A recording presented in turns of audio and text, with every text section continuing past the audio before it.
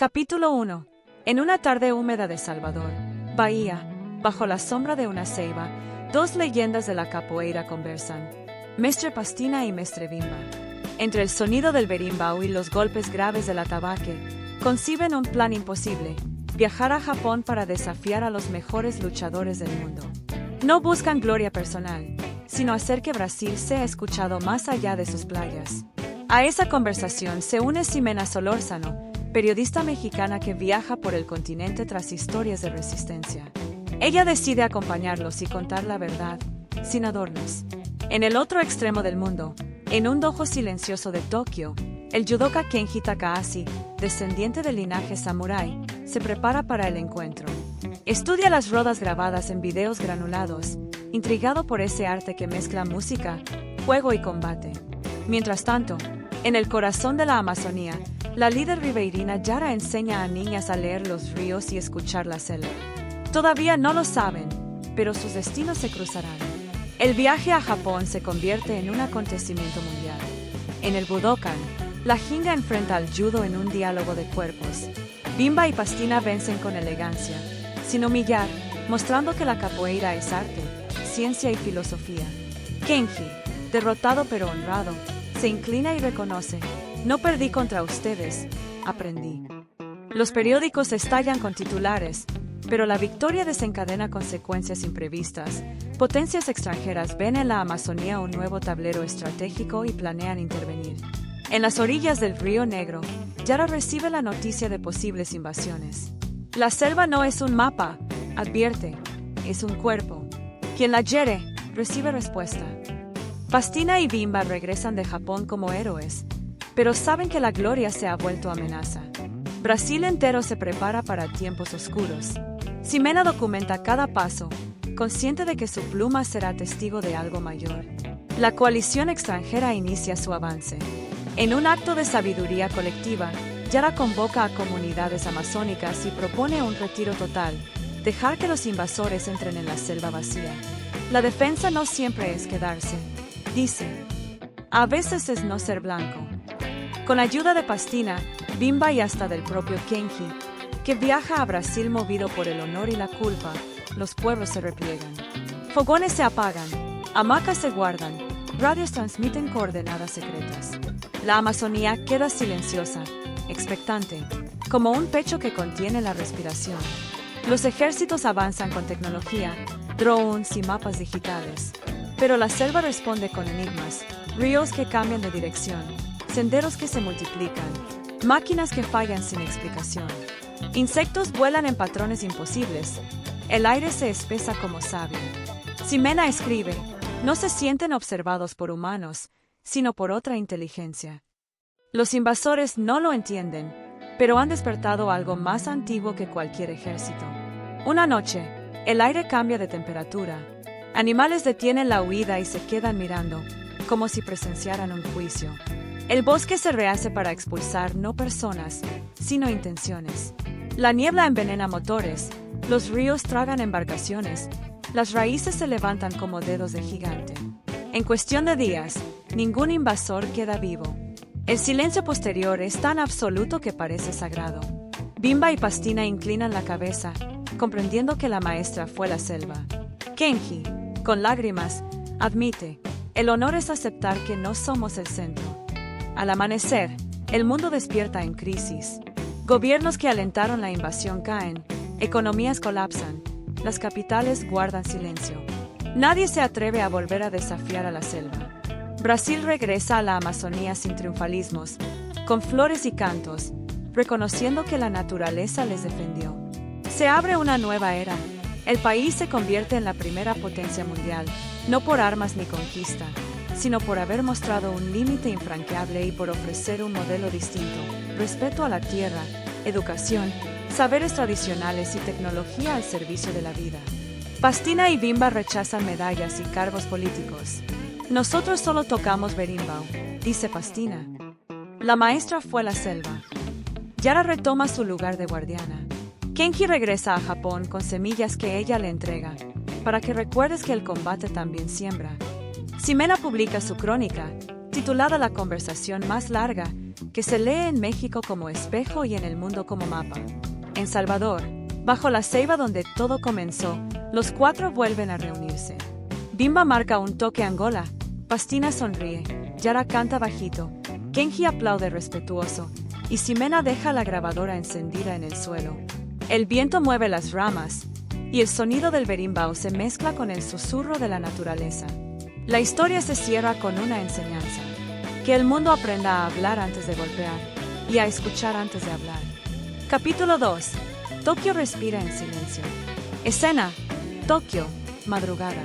Neón, vapor, silencio antes de la tormenta. La ciudad despierta con un susurro distinto al de Salvador.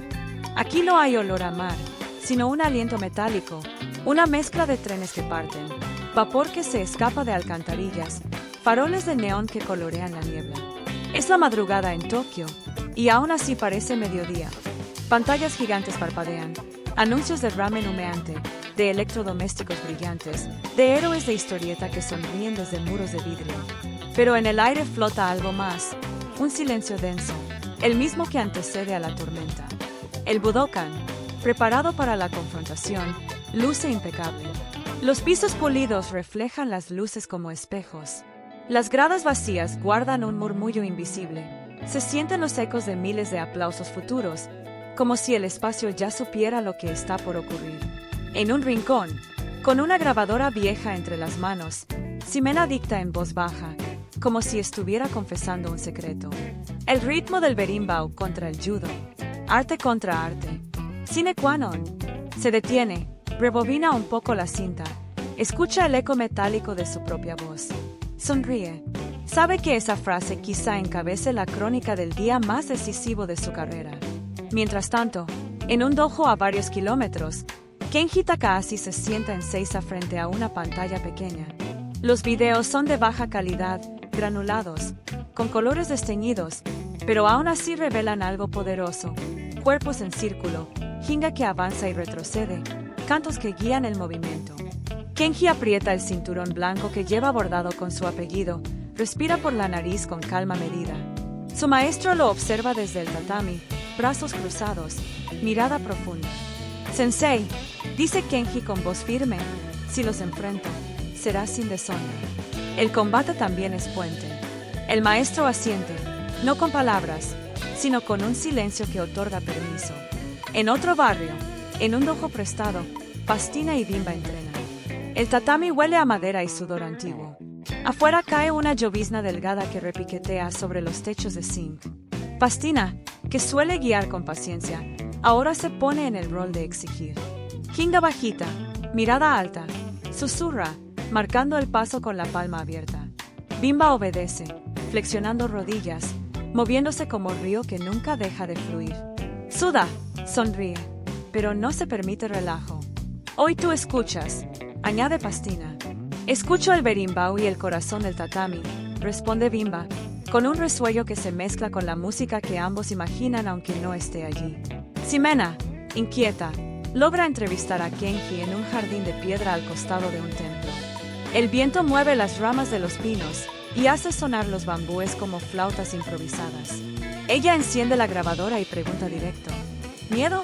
Kenji fija los ojos en una piedra pulida que yace en el centro del jardín. Miedo de faltar al honor y de no entender su música. Hace una pausa y agrega: el cuerpo aprende rápido, pero el alma tarda. Ximena anota.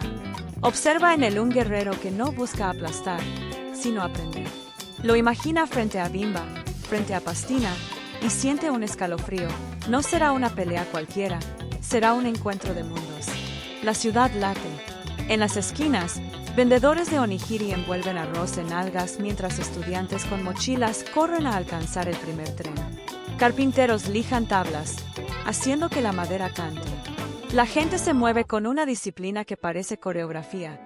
Todos saben a dónde van. Cada paso mide su tiempo. Tokio se prepara como un haiku tenso, corto y preciso, pero cargado de significado. Al caer la tarde, Pastina y Bimba caminan por calles iluminadas de neón. Observan los letreros que no entienden. Escuchan un idioma que les parece río veloz, lleno de sílabas que chocan como olas. Ximena traduce fragmentos. Pero muchas veces no hace falta. Los olores, las miradas, los gestos dicen suficiente. En una esquina, un anciano ofrece té verde en vasos pequeños. Pastina lo acepta, sorbe lento y comenta: aquí también hay Axe. Distinto, pero Axe. Bimba ríe. El mundo entero juega su propia roda. Esa noche, en el vestidor silencioso del Budokan, Pastina abre una bolsa de tela. Dentro, cuidadosamente envuelta, hay una pequeña rama de Samauma, árbol sagrado de la Amazonía. La sostiene unos segundos, la huele y murmura: por si acaso. El gesto es sencillo, pero Ximena lo percibe como un presagio. Afuera, la ciudad no descansa. El mundo aguarda. La rama queda sobre la banca de madera, iluminada por la luz fría del vestidor. Un objeto diminuto en apariencia, pero con el peso de una selva entera. Capítulo 3. El diálogo del cuerpo. Escena: Budokan lleno. Silencio de templo. El aire en el Budokan tiene la gravedad de una promesa.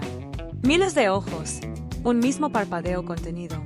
Las luces caen como una lluvia blanca y el tatami parece un lago quieto. Ximena, con la grabadora pegada al pecho, escucha cómo la multitud aprende a callar. En ese vacío nace el primer sonido, el berimbau. Una cuerda sola vibra como si una selva distante respirara dentro del domo. Bimba entra con jinga ancha, rodillas flexionadas, hombros sueltos, sonrisa de quien conoce el peso del juego. Kenji avanza centrado, compacto, con la guardia de judo como una puerta que no se empuja, se abre o no se abre. Saludan con una inclinación breve. El mundo retiene el aliento. El primer choque es una pregunta. La capoeira flota, el judo ancla. Bimba amaga con una meyalua y se escapa 1 centímetro antes del agarre. Kenji gira, busca la manga, intenta un oso togari. Los pies de Bimba desaparecen y vuelven, como si el suelo hubiera sido agua. Una barrida amenaza. Kenji responde con cadera, voltea. Cae de 4, rueda y regresa con un nippon que casi es, pero no. Un escape elástico lo desarma. La arena exhala. ¡Axe! Grita alguien en portugués. Ximena traduce en su mente. Fuerza, alma, calor. Kenji ajusta el nudo del cinturón. No hay frustración, hay cálculo. Cambia el ritmo. Finge pasividad, provoca el agarre contrario y, cuando Bimba entra de frente, intenta seoinaje. Bimba se deja llevar medio paso y suelta el peso hacia atrás con una risa mínima. La gravedad, por un segundo, obedece al berimbau. Kenji queda sin palanca. Bimba gira, toca el tatami con la mano, dibuja un semicírculo y vuelve a ponerse de pie como si nunca hubiese caído. La música lo sujeta, susurra Ximena en la grabadora. Como si el compás fuera un segundo cinturón. El intercambio sube de tono. Kenji, prudente, baja el centro. Intenta kumikata firme. Bimba se fuga y responde con rabo de arraya al borde del reglamento. No toca, pero amenaza. El árbitro marca distancia con la mano. El público, respetuoso, hace un murmullo que parece lluvia. El cronómetro corre. Bimba siente el sudor frío en la nuca. Escucha el timbre del berimbau que Pastina marca desde fuera, un toque bajo que dice sin prisa. Kenji intenta un uchimata profundo. Bimba lo lee medio segundo antes y cruza por detrás, plantando el pie como ancla elástica. La caída no llega. Termina el tiempo. El saludo es limpio. Las palmas suenan como oleaje. Para el segundo combate, Pastina entra. No hay sonrisa, hay calma. Su jinda es más baja, más medida. Parece un péndulo. Kenji, ya caliente, busca el N-Basa. Ese diálogo a ras de suelo en el que el judo se vuelve respiración y palanca. Pastina se deja invitar a la trampa. Acerca el talón, ofrece un hueco, y cuando Kenji lo ocupa, el maestro dibuja un rabo de arraya que no toca, apenas roza el aire. El japonés cede un paso, no por miedo, sino por respeto a la amenaza. La arena respira al unísono. Pésame el tiempo, dice Pastina sin mirar, como si hablara con el tatami. Bimba, afuera, entiende. Marca con palmas graves. 1, 2, 3. El berimbau responde. El combate adopta otro pulso. Kenji cambia estrategia, reduce el espacio. Pastina acepta el abrazo, lo vuelve danza minúscula. Un codo, Un hombro, una cadera, el tablero entero cabe en un cuadrado de aire. Kenji intenta inmovilización. Pastina convierte el peso en circularidad y aparece a un lado como sombra que decide hacerse cuerpo. Hay un instante de belleza rara, dos tradiciones que se reconocen sin necesitar traducción. El árbitro observa, atento a la letra del reglamento y al espíritu del encuentro. No hay golpes prohibidos, no hay burlas, hay conversación. Ximena escribe a toda velocidad: Brasil no vino a humillar, vino a cantar su nombre en el tatami. Y mira a los alrededores. Hombres de traje toman notas nerviosas. Cámaras de televisión buscan ángulos heroicos. Niñas con uniforme escolar aprenden a aplaudir sin gritar. En el minuto final, Kenji encuentra por fin la manga. Tira, baja centro y entra a Araigosi. Pastina cede, acompaña la curva y en la última fracción de segundo apoya la mano, gira la cintura y niega la caída. Queda sobre una rodilla, luego de pie, como si la gravedad fuese una opinión. El gong corta la tensión. Silencio. Después, un aplauso largo, profundo, que no celebra la derrota de nadie sino la altura del diálogo. Kenji, sudoroso, hace una reverencia honda. No perdí contra ustedes, dice, voz firme. Aprendí. Bimba y Pastina devuelven el gesto. El árbitro levanta la mano que corresponde. No hay trofeo, no hay pose. Hay un entendimiento que parece un puente. En los pasillos, Ximena corre para enviar su crónica. Las redacciones de medio mundo esperan.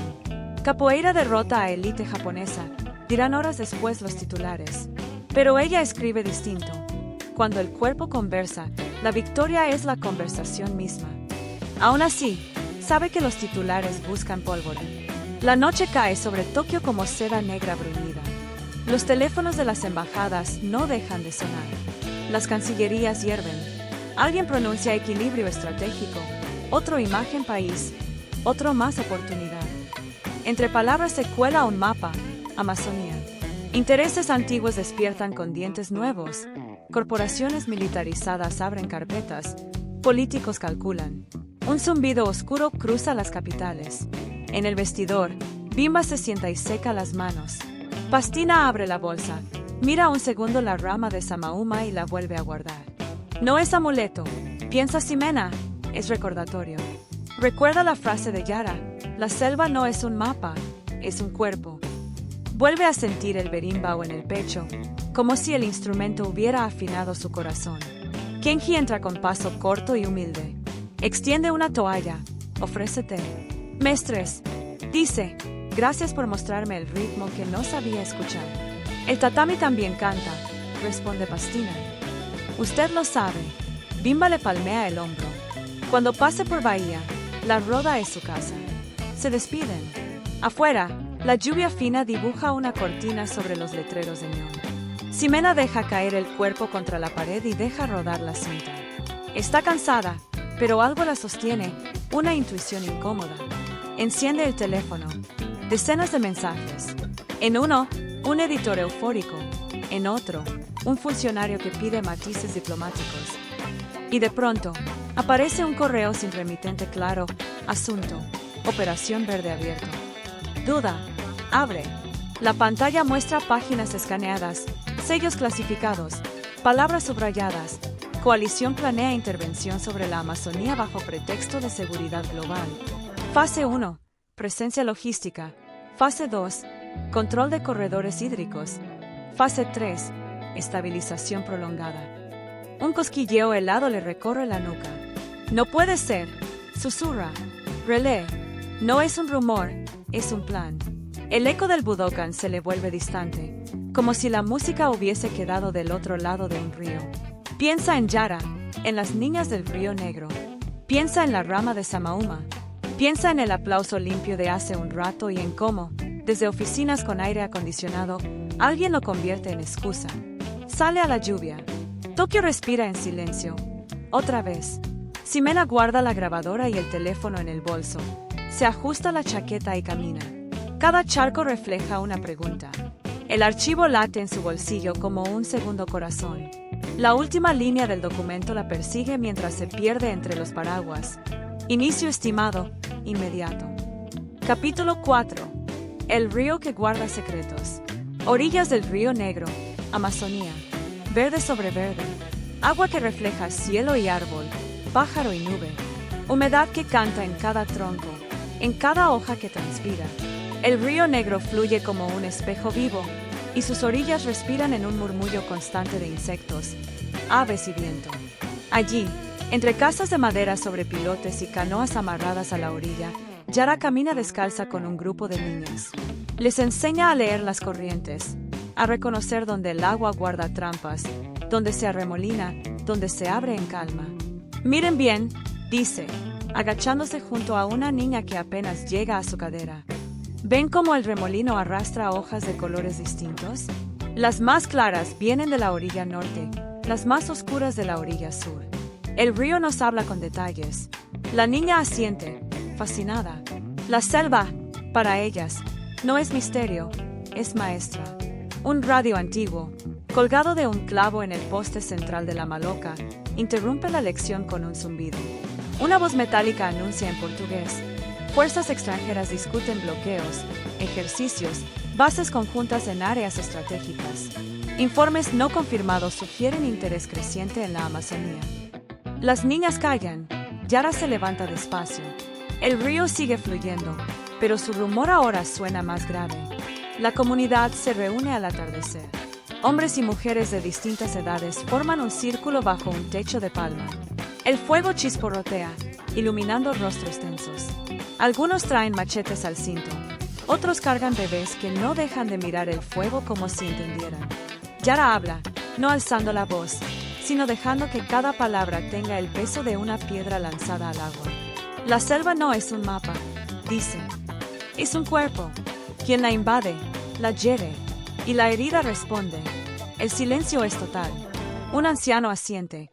Una mujer acaricia el cabello de su hijo y susurra, el Atembra Sayo. Mientras tanto, en el aeropuerto de Belém, Ximena baja de un avión pequeño, cargando su cuaderno y su grabadora como si fueran armaduras. El calor la recibe como un golpe de agua tibia. No espera taxis ni escoltas. Aborda una lancha a motor que zigzaguea por el río, levantando espuma y salpicando su ropa. Viaja horas hasta llegar a la comunidad de Yara. Durante el trayecto, escribe en voz baja. El río no se cruza, se conversa. Cada curva parece una pregunta. Cuando finalmente llega, Yara la espera en la orilla. No hay apretones de mano, sino un simple intercambio de miradas. Una reconoce a la otra. Se sientan sobre un tronco caído mientras las niñas siguen jugando en el agua. Ximena enciende la grabadora. Si se meten, ¿qué harán ustedes? Pregunta. Escuchar a la selva, responde Yara, sin dudar. Siempre nos ha guiado. Ximena anota. Defensa no es resistencia armada, es obediencia a la voz del bosque. En Brasilia, los pasillos del Congreso y los ministerios hierven. Afuera, la calle canta. Estudiantes, movimientos sociales, artistas y mestres de capoeira golpean tambores, levantan pancartas, gritan consignas. Se oyen coros. A Amazonía en Osamae. El sonido es fiesta y advertencia al mismo tiempo. Adentro, detrás de puertas cerradas, ministros discuten cifras, tratados, posibles alianzas. Sus voces son más bajas, más temerosas. Las palabras soberanía y seguridad se repiten tanto que pierden filo. En una sala aparte, Pastina y Bimba escuchan. Han sido invitados como símbolos, como héroes recientes, pero los políticos los miran con la misma incomodidad con que se observa una tormenta desde la ventana. Bimba aprieta los puños sobre la mesa. Sus nudillos crujen como si fueran tambor. No peleamos para causar guerra, dice, con la voz grave. Pastina lo mira, y sin levantar el tono añade. Pero la guerra nos está buscando. El silencio que sigue no es respeto, es miedo. Los ministros evitan sus ojos. Afuera, la multitud canta más fuerte, como si supiera que las paredes no bastan para callar la verdad. De regreso en la Amazonía, el rumor corre entre comunidades. Yara coordina encuentros en las playas de arena blanca, bajo los árboles que parecen catedrales de raíces. Hablan de rutas, de señales en los ríos, de pactos antiguos. Un pescador ofrece su red no para peces, sino para mensajes. Una maestra propone usar los cuentos que les narran a los niños como códigos. Cada gesto es resistencia. Cada palabra, una semilla. Ximena anota todo, consciente de que está escribiendo no solo una crónica, sino un archivo vivo de lo que podría ser el inicio de algo mucho mayor. Entre líneas, percibe la vibración de la historia. Una noche, Yara sale sola a la orilla. La luna se refleja en el río como si fuera otro mundo. Escucha ranas, grillos, el crujido lejano de un tronco cayendo. Mira el cielo, que se abre como un abanico de estrellas. De pronto, nota algo extraño. Una bandada de pájaros cambia de rumbo de manera abrupta, como si huyeran de un peligro invisible. Mira otra vez y confirma, no es un movimiento normal. Los animales saben lo que los hombres aún fingen ignorar. A miles de kilómetros, los satélites lo confirman. Columnas avanzan hacia zonas de frontera. La noticia viaja en clave militar, pero aquí, en la orilla del río Negro, la advertencia llegó antes, escrita en el vuelo de las aves. Yara cierra los ojos, toca el agua con la palma y susurra. Ya lo escuchamos. El río refleja la bandada en fuga. La selva guarda secretos, pero también empieza a mostrarlos. Capítulo 5. La retirada de los que pertenecen. Comunidades en éxodo silencioso. La madrugada nace húmeda, con neblina que se enreda en las copas de los árboles. El río refleja un gris metálico, como si la Amazonía supiera que algo grande está por ocurrir. En una pequeña maloca de madera y palma, Yara reúne a los suyos, pescadores con las manos curtidas, maestras que enseñan bajo techos abiertos, pajes que conocen los cantos de plantas, jóvenes que todavía creen que la fuerza es la única defensa. El aire está espeso, pero la voz de Yara lo corta con suavidad firme. No vamos a esperar que el filo nos toque. Dejemos que los forasteros caminen solos. La selva hablará sin intérpretes. Los murmullos se entrecruzan. Un joven se levanta, machete al cinto, ojos encendidos. ¿Y si nos quedamos a defender? ¿Y si les mostramos que no se juega con nosotros? Yara lo mira sin regañar. Respira y responde. Defender no siempre es quedarse. A veces es no ser blanco. El río sabe esconderse, y aún escondido, sigue siendo río. El círculo asiente lentamente. No hacen falta discursos largos. El consenso nace como brote de agua, retirada total hacia el borde más profundo de la selva. Las radios comunitarias transmiten la noticia en lenguas mezcladas, con voces que tiemblan pero no se quiebran. Pajes encienden hierbas, maestras enseñan a los niños a caminar en silencio, pescadores recogen redes y las doblan como si guardaran canciones. Nadie grita. No es huida, es movimiento. Ximena documenta todo. Sus manos tiemblan al escribir, no por miedo, sino por el peso de lo que ve. Hamacas enrolladas con cuidado, fogones apagados como si pidieran permiso, lágrimas guardadas en la comisura de los ojos. El éxodo no es derrota, es estrategia. Los pasos dejan huellas blandas en el barro, pero pronto la lluvia las borra. Pastina y Bimba, llegados desde Belém, se integran al esfuerzo. Pastina dibuja señales con piedras y ramas en los senderos, códigos que solo la comunidad entiende. La jinga también es retirada, susurra, moverse sin perder el centro. Bimba reparte alimentos en mochilas improvisadas, corrige cargas para que los más viejos lleven menos, para que los niños aprendan a compartir peso. Sus manos grandes se vuelven manos de padre de muchos. No es la primera vez que nos quieren silenciar, dice, ajustando un saco en la espalda de una anciana. Pero tampoco será la primera vez que la música sobrevive. El grupo avanza en canoas, otras veces a pie, siguiendo rutas que parecen invisibles para los ojos ajenos. En Manaus, en un muelle silencioso, aparece Kenji. Lleva el kimono doblado en un morral, la piel marcada por un viaje apresurado. Busca a Pastina y a Bimba con urgencia. Cuando los encuentra, se inclina hondo y extiende una carta escrita a mano, con caracteres japoneses firmes. Es de mi sensei, explica. No podía quedarme en Tokio mientras aquí se enciende lo que yo ayudé, sin querer, a provocar. Vine a ofrecer mis manos. La victoria me obliga a cuidar lo que esa victoria provocó. Pastina lo observa largo rato. Luego, pone la mano en su hombro. El honor no se mide en combate, sino en lo que uno hace después. Bimba sonríe. cansado pero sincero. Entonces, hermano, lleva carga con nosotros. Aprende el camino de la selva. Kenji asiente. Por primera vez, carga una cesta llena de raíces y frutas. Su respiración es pesada, pero sus pasos no se quiebran. El mapa humano se repliega poco a poco, como si las arterias de la selva absorbieran a sus hijos. Los pueblos se vacían con un orden que parece ritual. Techos abandonados, ídolos pequeños enterrados en la tierra para ser rescatados después, canciones murmuradas como amuletos. El bosque los acoge, y cada paso más adentro es como cerrar una puerta al mundo exterior. Ximena anota. La Amazonía queda abierta, silenciosa, como si contuviera la respiración. No hay resistencia en armas, sino en ausencia. La mayor trampa para un invasor es creer que camina solo. Pastina toca un berimbau en la última canoa. El sonido se mezcla con el rumor del río y el croar de las ranas. Nadie canta, pero todos sienten que la música sostiene la esperanza. En un centro de operaciones lejano, monitores en inglés y francés muestran imágenes captadas desde satélites. Columnas avanzan hacia la frontera, drones sobrevuelan claros donde antes había niños jugando y mujeres cocinando. El resultado en pantalla es inquietante, vacío total. Un oficial informa, sin movimiento humano.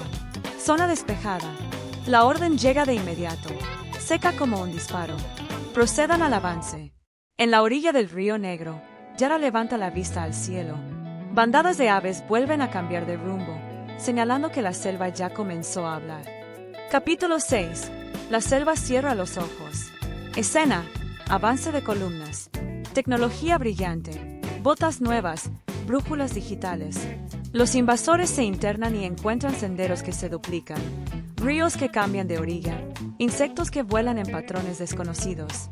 Las máquinas se recalientan. Los mapas se contradicen. Ximena, desde una cabaña en el límite, escribe. Se sienten observados. No por ojos humanos. Bimba escucha el bosque. El berimbau tañe un tono grave, como llamada antigua. Esto no es magia barata, dice Pastina. Es reciprocidad. Yara prepara un ritual sencillo. Hojas, agua, palabras que no piden, ofrecen. Kenji, en silencio, toma guardia nocturna. De pronto, llegan noticias de afuera, puertos cerrados, bolsas en pánico, discursos que empujan al conflicto global. Una chispa enciende una mecha larga. A medianoche, el aire cambia de temperatura. El bosque abre algo que no es visible. Un rugido bajo, mineral, atraviesa la tierra. Los animales dejan de huir. Se quedan. Miran. Capítulo 7. La respuesta. Profundidades del Tapajós. La madrugada no llegó con canto de gallos, ni con el murmullo clásico de la selva. Lo que despertó a las columnas invasoras fue una neblina densa, espesa, imposible de medir. Pero no olía a agua ni a humedad fresca. Olía a savia antigua, a madera recién cortada y vuelta a crecer, a tiempo acumulado en los anillos de árboles milenarios. El aire era resina líquida que se pegaba en la piel. Las raíces comenzaron a asomar desde el suelo como dedos que tanteaban el aire. No rompían botas ni tripas, pero confundían cada paso. Las lianas descendían de los árboles como serpientes pacientes. No estrangulaban, pero se cruzaban delante de los soldados, obligándolos a girar en círculos. El suelo se volvía resbaladizo aunque no había llovido. Los oficiales medían la humedad y no entendían. 100%, sin lluvia. ¿Qué es esto?, balbuceó uno de ellos, mirando a su alrededor, rodeado de hojas que parecían plegarse solas como páginas de un libro cerrado. Los compases de la selva se volvieron percusión total. El zumbido de los insectos marcaba la clave, los trinos de aves eran campanas, el crujido de ramas se convertía en tambores. Un ritmo implacable que no se podía detener. Quienes avanzaban comenzaron a sentir mareos. Algunos vieron imágenes que no eran suyas, incendios antiguos, chozas ardiendo, esclavos encadenados, barcos atravesando el Atlántico. El bosque compartía su memoria como un castigo inevitable. Los ríos, caprichosos, cambiaron dirección en horas. Brazos enteros amanecían fluyendo al contrario. Canoas fantasma aparecían en orillas nuevas, como si alguien las hubiera colocado para recordar que allí hubo vidas antes de la ocupación. Los satélites que enviaban fotos recibían datos contradictorios. Donde había un claro, ahora había selva cerrada, donde debía estar la columna, aparecía vacío. Ximena observaba desde lejos, refugiada en una cabaña improvisada en un islote del Tapajós. Su grabadora apenas podía seguir el temblor de su voz. La selva se rehace a sí misma. No expulsa a un ejército, expulsa una intención. A pocos metros, Pastina y Bimba estaban de rodillas, cabezas inclinadas. No oraban a santos ni a símbolos, inclinaban la frente como quien reconoce a una maestra viva. El berimbau de Bimba descansaba a su lado, la cuerda vibrando sola con la humedad. Pastina murmuró: «Es ella quien juega ahora». Yara no mandaba, no daba órdenes. Estaba de pie, con la mano apoyada en el tronco de una samauma, acompañando.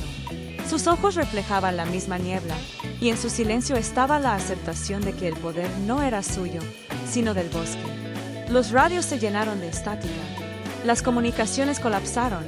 Ni satélite, ni señal corta, ni código de luz funcionaban. Los drones se desplomaban con las cámaras empañadas por un polen invisible. Las máscaras de oxígeno no filtraban nada. La niebla pasaba, entraba en los pulmones y se volvía un sabor amargo que hacía toser. Los motores de las lanchas tragaban agua dulce y morían como peces fuera del río. En la confusión, un grupo intentó retroceder. El sendero que habían abierto estaba sellado, cubierto por ramas nuevas, como si hubieran crecido en una sola noche. Otro grupo corrió hacia el río. Encontraron agua espesa, con reflejos de cobre, imposible de navegar. La selva no atacaba, cerraba. El ruido creció, no como explosión, sino como arrullo. El bosque comenzó a cantar bajo. El viento pasó entre hojas gruesas produciendo un sonido profundo, maternal y severo al mismo tiempo, como si alguien meciera una cuna inmensa. Algunos soldados cayeron de rodillas, otros dejaron caer sus armas. No había donde disparar. El coro natural fue tan envolvente que la última resistencia se apagó en silencio. En un círculo final, invisible pero palpable, la selva los abrazó y los cayó. No hubo gritos, no hubo sangre derramada en batalla. Hubo un arrullo de madre severa que al mismo tiempo acaricia y reprende. El bosque cerró los ojos y con ellos cerró la historia de los invasores. Cuando el viento limpió la neblina de savia, no quedaba un solo invasor. Ninguno. Ni botas, ni cascos, ni drones. Solo rastrojos húmedos, raíces recién brotadas, agua clara corriendo de nuevo en su cauce. El silencio era absoluto, como el de un templo después del último rezo. Ximena bajó la grabadora con las manos temblorosas. No escribió nada. Sabía que ninguna palabra alcanzaba. Kenji, con los ojos húmedos, se acercó a Yara y susurró: «El honor, a veces, es aceptar que no somos el centro». Pastina y Bimba inclinaron la cabeza una vez más. El berimbau quedó mudo, pero nadie lo sintió derrotado. Estaba en reposo, igual que la selva después de su respuesta. Brasil despertó al día siguiente con la selva intacta y un silencio internacional que pesaba como plomo. Nadie entendía cómo un ejército completo podía desaparecer sin dejar rastro. Nadie se atrevía a preguntar en voz alta. La Amazonía, simplemente, había hablado. Capítulo 8. El país que regresa. Brasil entero, plazas abiertas, playas, callejones con olor a feijao. El amanecer trajo un rumor que no era de pájaros ni de motores, era un rumor mundial. Desde Manaus hasta Salvador, desde las favelas cariocas hasta las dunas del nordeste, la noticia corrió más rápido que el sol: la Amazonía no puede ser tomada. La selva había respondido y el mundo lo sabía. En las redacciones internacionales, los titulares se escribieron con manos temblorosas: Ejército desaparece sin rastro en el corazón del Amazonas. En las cancillerías, ministros renunciaban de madrugada, firmando papeles con el sudor del miedo en la frente. Gobiernos enteros se tambalearon, corporaciones cerraron oficinas en silencio, los mercados financieros se sacudieron como barcos sin timón. El mundo no se reorganizó por temor, se reorganizó por límite. La tierra, al fin, había marcado frontera. En Brasil, las calles se llenaron, no de desfiles militares ni de fanfarrias oficiales, sino de pueblo, mujeres que cantaban al ritmo de pandeiros, niños que corrían con flores de papel. hombres que bailaban con pasos de samba y capoeira mezclados. En las plazas, grupos enteros ofrecieron rezos improvisados. En los callejones, el olor a feijao burbujeando en ollas enormes anunciaba que la resistencia también se celebra comiendo juntos. La selva, intacta, esperaba. Las comunidades que habían huido en silencio regresaron con la misma calma. Llevaban flores en las manos, herramientas colgadas al hombro, y en los labios cantos que no eran de victoria ni de duelo, sino de reconocimiento. Volver a la casa era como volver del entierro de un enemigo y al mismo tiempo del nacimiento de un hijo. Lágrimas y sonrisas se mezclaban en los rostros. Yara encabezaba a los suyos, con el cabello trenzado y los ojos encendidos de memoria. Al entrar a la primera aldea, murmuró: «Aquí no hubo vacío, aquí hubo espera». En Brasilia, las puertas del Congreso se abrieron para Pastina y Bimba. Los políticos, ansiosos por capitalizar lo ocurrido, les ofrecieron cargos, medallas, monumentos. Uno propuso renombrar avenidas, otro, levantar estatuas en bronce. Los mestres se miraron, casi con ironía. «Nosotros nomás tocamos berimbau», dijo Pastina, con la voz suave que callaba a todos. «La maestra fue a la selva», agregó Bimba, y sus palabras se extendieron por los pasillos como eco de tambor. El silencio fue incómodo. Los ministros entendieron que no podían apropiarse de lo que no les pertenecía. Ximena, mientras tanto, trabajó días sin dormir. Sus cuadernos estaban llenos de garabatos, flechas, lágrimas secas, hojas dobladas. De allí nació una crónica que tituló La conversación más larga. Cuando se publicó en México, la gente la leyó como si fuera espejo, resistencia, dignidad, memoria. En el resto del mundo, se leyó como si fuera mapa, un plan para entender que la fuerza no está en dominar, sino en escuchar. La crónica fue traducida en decenas de idiomas.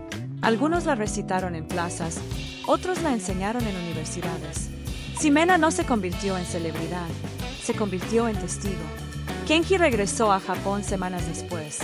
Antes de partir, Yara le entregó un pequeño saco de tela con semillas. Lo puso en sus manos como quien da un secreto. «Para que recuerdes que el combate también siembra», dijo ella. Kenji inclinó la cabeza profundamente. Sabía que no llevaba trofeos, sino futuro. En su dojo de Tokio, plantó esas semillas en el jardín de piedra. Y cuando brotaron, enseñó a sus alumnos que la disciplina no es solo controlar el cuerpo, es honrar la tierra. Brasil se levantó, pero no como imperio, no como superpotencia militar. Se levantó como primera potencia de otra manera, la potencia de poner límites, de educar, de escuchar. La educación pública se expandió, los saberes tradicionales fueron reconocidos como ciencia viva y la tecnología se orientó a curar, a sembrar, a sostener la vida. Países enteros empezaron a imitar el modelo brasileño, no por imposición, sino por inspiración. La moneda subió, sí, pero más alto subió el respeto. Y en los foros internacionales, cuando Brasil hablaba, los demás escuchaban. Meses después, en Salvador, bajo la misma ceiba que había guardado la primera conversación, se organizó una última roda. No hubo cámaras oficiales, ni discursos de Estado. Fue íntima, pero no secreta. Bimba marcó un toque Angola profundo. Pastina respondió con una sonrisa cansada, de esas que solo se permiten después de atravesar tormentas. Ximena dejó la grabadora en el suelo, como si ya no hiciera falta registrar. Kenji, sentado fuera del círculo, aplaudió con respeto. Yara, de pie, cantó bajito una melodía de río, como si el agua se hubiera vuelto canción. «Que el mundo aprenda a hablar antes de golpear», dijo Pastina, con voz que sonó a profecía. «Y a escuchar antes de hablar», respondió Yara, con la firmeza de quien sabe que la selva la respalda. El berimbau resonó una última vez. La cámara de Ximena, puesta en automático, olvidada sobre una piedra, captó el último frame, 4 figuras pequeñas bajo un árbol enorme y un viento que movía las hojas como páginas de un libro ya cerrado. La historia, por fin, quedó. Fin.